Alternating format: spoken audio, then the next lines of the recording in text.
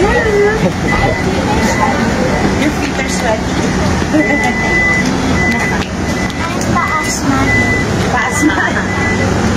Dumating si Judean Santos na napakaganda sa kanyang kasuotan para umatin sa Miss Possibilities 2025 na dinadaluhan niya taon-taon.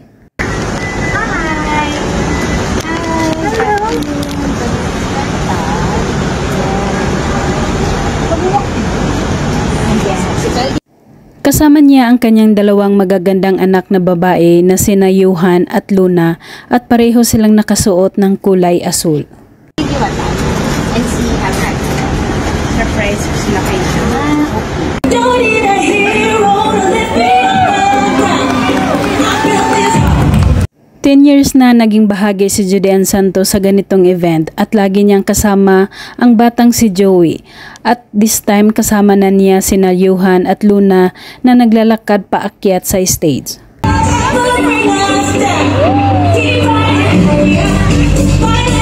Binigyan ng pa-birthday at Mother's Day celebration ni Gladys Reyes si Judean Santos nang nag-guest ito sa kanyang YouTube channel.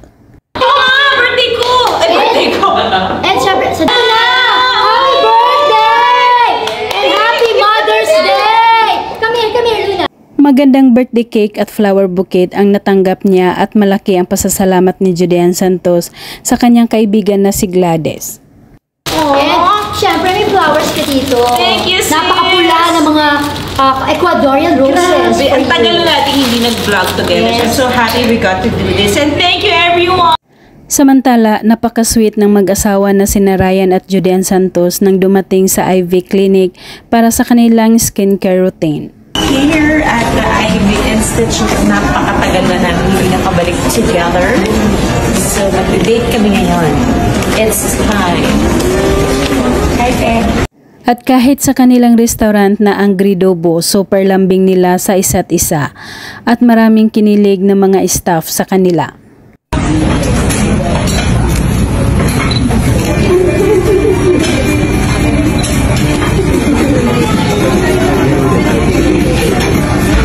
Dinala ni Ryan si Judean para kawayan ang mga customers na kumakain. Napayuko pa si Judean, akala niya kung sino ang hinahanap nila.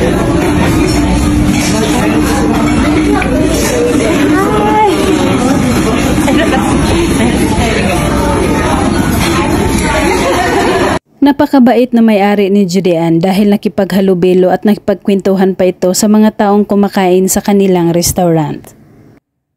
It's a survival skill for you to learn. It's nice then to know how to cook with wood, alternative how to be able to make something out of fire.